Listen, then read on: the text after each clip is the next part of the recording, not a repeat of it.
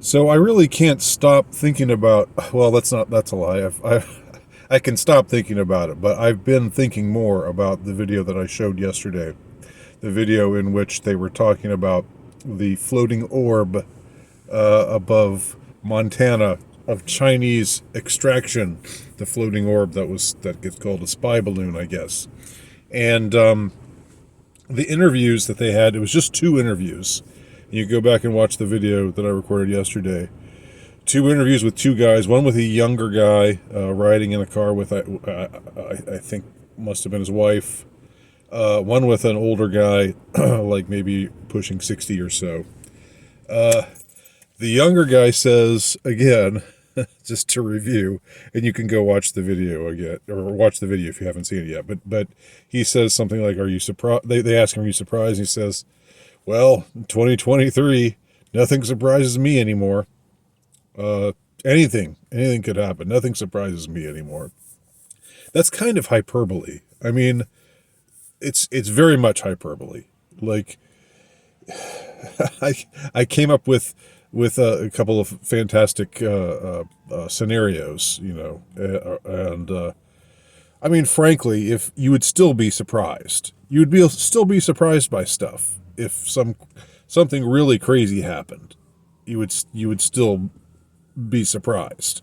Okay, but that is, I think that's the mindset that they want us to have. Without sounding too paranoid, and just because you're paranoid doesn't mean you're wrong. But I think that's part of the whole idea is that they want us to think, oh boy, what's going to happen next? We're screwed. We're at the mercy of a world that is throwing crazy stuff at us all the time, unprecedented stuff at us, stuff that we never thought would happen before. You know, none of us had it. None of us really envisioned. I certainly didn't envision a scenario where they shut down the whole fucking world for months and longer than that in some places over an upper respiratory infection.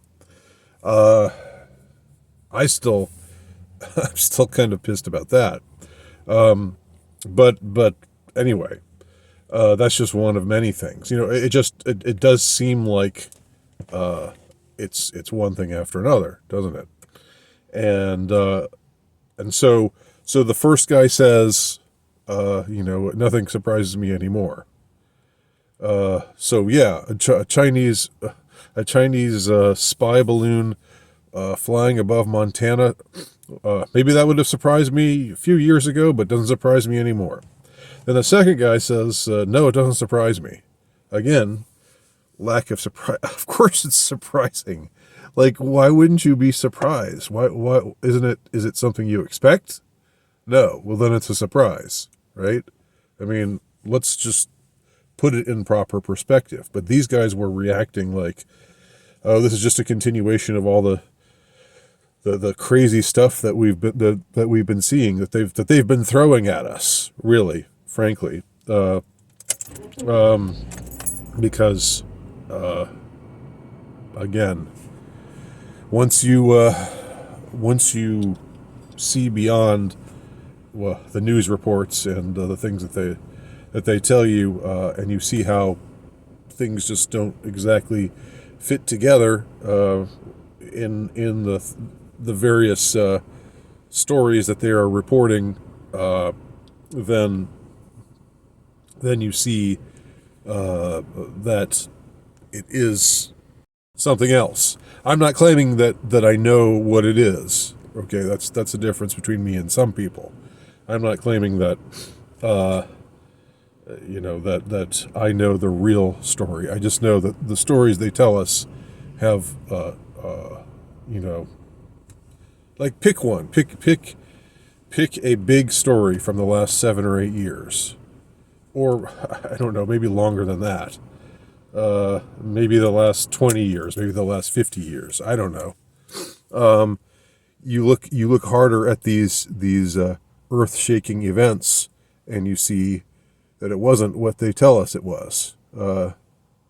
Nothing was what they told us it was in any of these big, big, big events. And go wherever you want to with that, and see for yourself. And don't. I'm not telling anybody what to think, but that's just my assessment of things. Does it mean that every story you see on the news is incorrect? No, especially not if it's a local news story. It's probably like of a shooting that happened downtown today. Then it's probably true. Although there's probably fuckery going on at local news too. But anyway, so the second guy says that he's not surprised. Again, they should both say, yeah, it's very surprising. This thing that they say is Chinese, that they say is a spy balloon, is hovering up there. Nobody's doing anything about it. The U.S. government says, hey, that's bad that they're spying on us with a spy balloon, but we're not going to shoot it down. That's very strange. Strange indeed. That song, that John Lennon song that was released posthumously. I'm going to link it below. Nobody told me that's a song that really applies much better to 2023. I was just thinking that today. It applies much better to today than it did to 1981 when it was released after Lennon's death. But it's also a good song. It's a catchy song. But it captures the vibe of things now. Anyhow, so you can listen to it if you haven't heard it before. And the second guy says, the reporter asks, does it scare you? Does it scare you? And the guy says, yes. Yes, it scares. But then we don't even hear his explanation for what's scary about it. Is it scary because the Chinese are spying on us? We don't think that they're already doing that. Like there's all this contradictory stuff in that news report. Again, like the reporters say, well, the government sources say they don't think the balloon is finding any information that the Chinese aren't already finding from satellite, and the United States also has satellites focused on China.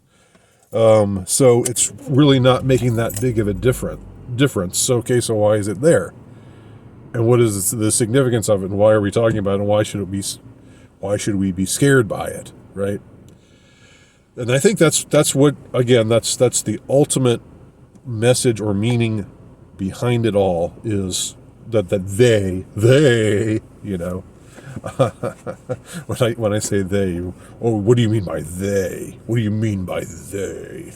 Well, you have to use a pronoun, right? Yeah. And given that there's probably more than one of them, they. Okay.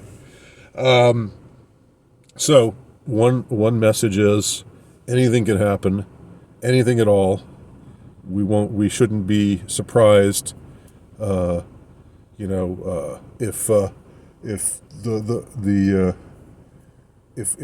don't know, watermelons start falling from the sky next. We shouldn't be surprised if tomorrow dogs start to talk like humans.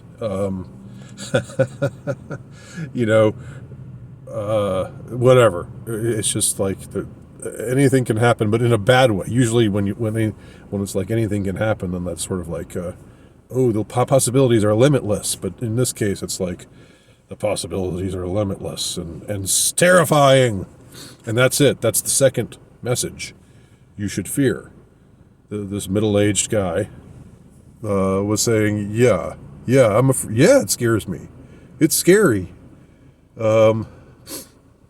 And fear is something that, okay, I have two things to say about fear.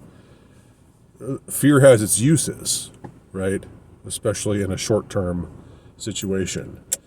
When you become aware of something that presents possible danger, the fight or flight mode that your brain rigs up. That's something that's designed that's there designed to help you. Fear over a long-term period, fear just soaking into the atmosphere and getting into the pores of your skin, that's not good fear. that's not fear that that is healthy, or that is natural, or that is normal. And that's the kind of fear they want us to feel. They want us to have the molecules of our skin be just soaked with fear. They want us to be remade of fear. They want us to shed our human skin and to obtain a skin of fear, and for fear to become who we are. Fear is not who we are. All right. Fear is the mind killer. Again, look it up. It's a mantra that was created for Frank Herbert's novel Dune, but it's very profound and very useful. There's probably something in the Bible too. I know that Pope John Paul II said, "Be not afraid," which is cool. I don't know the context of that, but I think I think generally speaking, those who want you to feel fearful are the be afraid, be very afraid people. Are wanting you to be controlled. Fear is a means of control. Okay?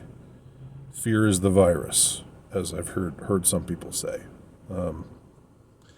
Anyway, those are just a few additional thoughts on the news story that we watched yesterday. Let me know your thoughts below, and I'll see if I can find that John Lennon song and link to it below as well. Bye.